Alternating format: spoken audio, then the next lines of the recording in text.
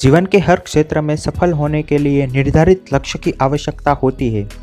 अगर हमें ये नहीं पता कि हमें कहाँ जाना है, तो फिर सफ़र कैसे तय करेंगे? और बिना सफ़र के मंजिल मिलने की संभावना न के बराबर होती है।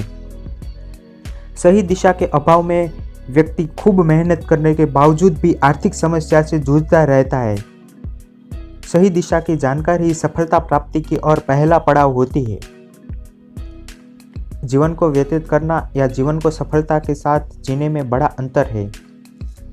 जीवन व्यतीत करने का अर्थ जिंदगी को बिना किसी मकसद के व्यर्थ भी बिता देना, और जिंदगी को सफलता के साथ बिताने का मतलब अपने अंदर ही क्षमताओं को पहचान कर निरंतर प्रयास करते हुए अपने लक्ष्यों को हासिल करना।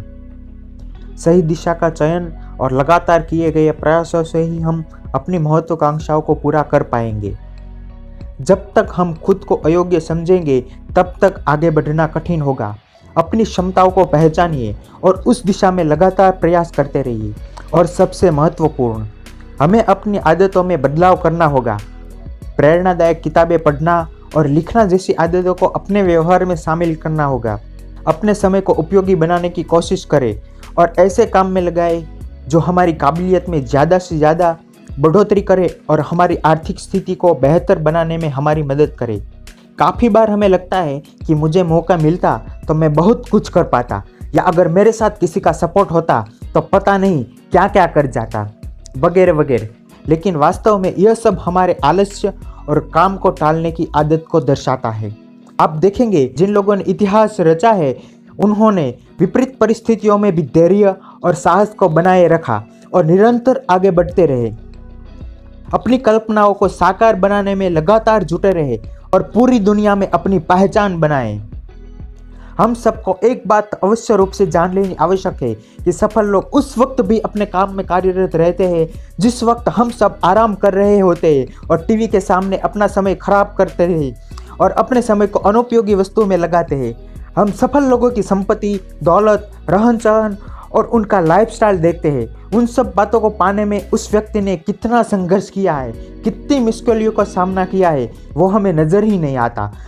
और यहीं पर ही हम सब गलती कर रहे हैं। हम केवल बाहरी दिखावे को देखकर ज़्यादा आकर्षित होते हैं। वास्तविकता को समझना होगा। हमें तब तक अपने सामर्थ्य और योग्यता का एहसास नहीं होता जब तक कि कोई हमें इसके बारे में न बताए।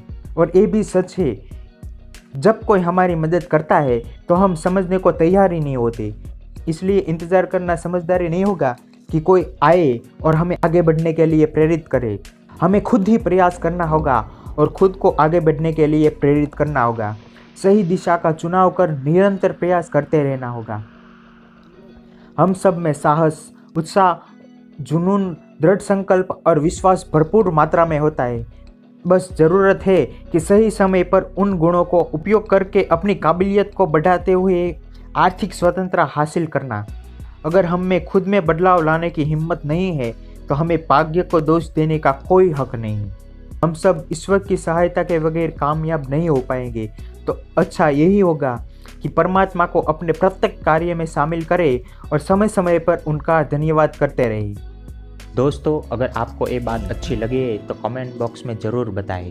धन्यवाद।